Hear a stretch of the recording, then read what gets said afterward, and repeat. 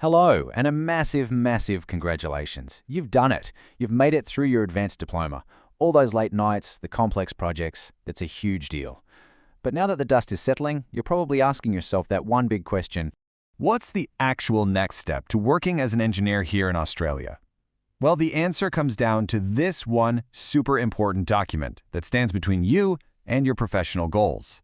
It's called the Competency Demonstration Report, or CDR. And I know that sounds incredibly formal and maybe a little scary, right? But here's how I want you to think about it. It's not a test. It's your personal engineering story, written by you to show what you can do. This story, it's literally the key. It's like the passport that unlocks your entire professional career and your migration pathway here in Australia.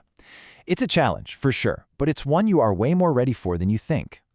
But what if I told you there's a secret to tackling this challenge? A little bit of insider knowledge that most graduates don't figure out until much, much later. So here's the good news, and it's really good news. You've already started writing your CDR. I'm serious. In fact, a lot of the heavy lifting is already done. You know all those projects, those case studies, those reports you poured hours into during your diploma? That wasn't just coursework to get a grade. That is the raw material, the actual foundation for the most important parts of your CDR. See, you've been building it this whole time. Okay, so now that you know you're not starting from a blank page, let's break this thing down. Think of the CDR like a blueprint. There are just 4 key components you need to put together. First up, your CV. Easy enough, right? Second, and this is the real heart of it, you've got 3 career episodes. These are your engineering stories. Third, a summary statement, which we'll talk about in a sec. And fourth, your CPD list, which is basically any extra learning you've done, like workshops or courses. That's it, just 4 parts. Now, let's zoom in on the most important part of this whole thing, those 3 career episodes. These are your stories, and this is where all those academic projects you did get to be the star of the show. But you've got to make one crucial shift in how you write. In your assignments, you probably wrote things like, the design should include, very objective. For the CDR, it's all about you. You have to write, I decided to implement because. You're the main character in this story. Your decisions are the plot. So what about that summary statement? Sounds complicated, doesn't it? Well, it's not.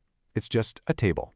Seriously, think of it like an index in the back of a textbook. It just points the person reading your report to the exact spot where you talked about a specific skill. It's basically you saying, hey, looking for my design skills? Check out Career Episode 1, Paragraph 4. That's all it is. All right, let's get serious for a moment.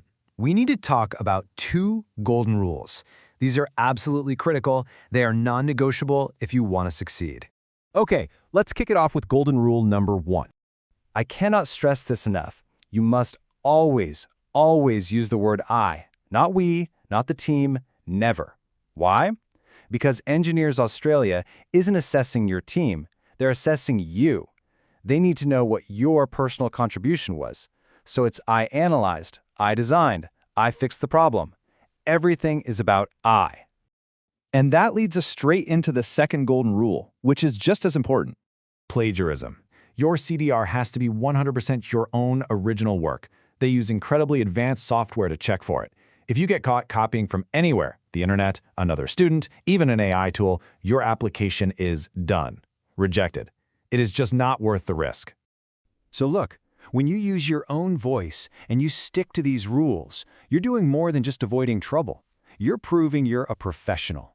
You're taking all that hard work you've already done and you're transforming it from a student project into a professional portfolio.